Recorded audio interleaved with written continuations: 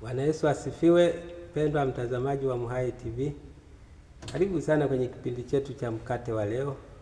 Bado tunaziangalia ahadi za Mungu zilizoandikwa katika Biblia kwa ajili yetu. Tuko katika sasa kitabu cha waraka wa pili wa Paulo mtume kwa Wakorinto, sura ya 9. Sura yake ni ya 9.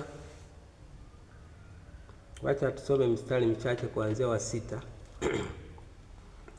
Lakini nasema neno hili, apandaye haba atavuna haba, apandaye kwa ukarimu atavuna kwa ukarimu. Kila mtu na atende kama alivyokusudia moyoni mwake, si kwa huzuni wala si kwa lazima, maana Mungu humpenda yeye atoaye kwa moyo wa ukunjufu. Na Mungu aweza kuwajaza kila neema kwa wingi, ili ninyi mkiwa na riziki za kila namna siku zote mpate kuzidi sana katika kila tendo jema. Amen. Pendwa mtazamaji wangu, tunaziangalia ahadi za Mungu zilizomo katika Biblia, na hapa tunakutana na ahadi nyingine tena, nayo ni hii: kupanda. Kupanda. Ukipanda utavuna. Ukipanda utavuna. Ukipanda kidogo utavuna kidogo. Ukipanda nyingi utavuna nyingi. Anasema apandaye haba atavuna haba, apandaye kwa ukarimu atavuna kwa ukarimu. Maana yake ahadi mbili hapa ziko zinafuatana. Atakayepanda kidogo, haba ni kidogo, basi atavuna kidogo. Atakayepanda kwa ukarimu, maana yake atakayepanda kwa moyo, huyo atavuna sana. Lakini yule atakayepanda kivivu kivivu, basi atavuna uvivu huo. Lakini yule atakayepanda kwa moyo, katika bidii hiyo, atavuna mengi, atapata mazao mengi. Hapa sasa Mungu hapa anasema Mungu humpenda yeye atoaye kwa moyo wa ukunjufu.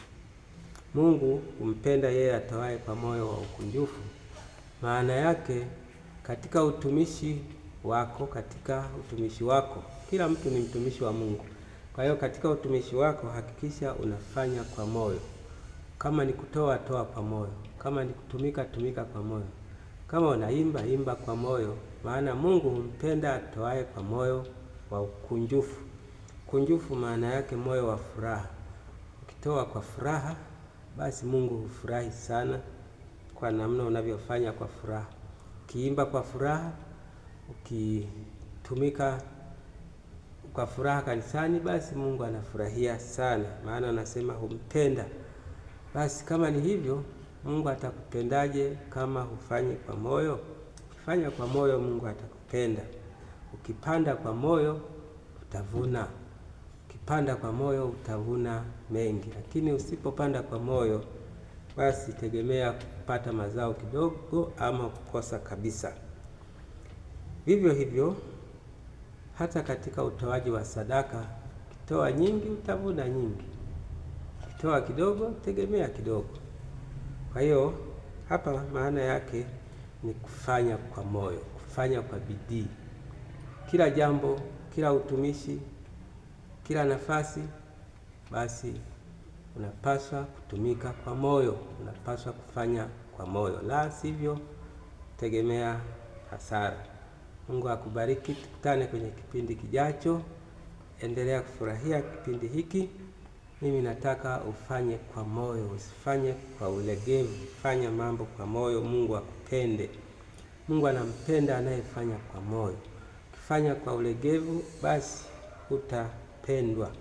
Usilalamike ukisipoona matokeo, usilalamike. Akubariki Mungu Baba, Mwana na Roho Mtakatifu. Amen.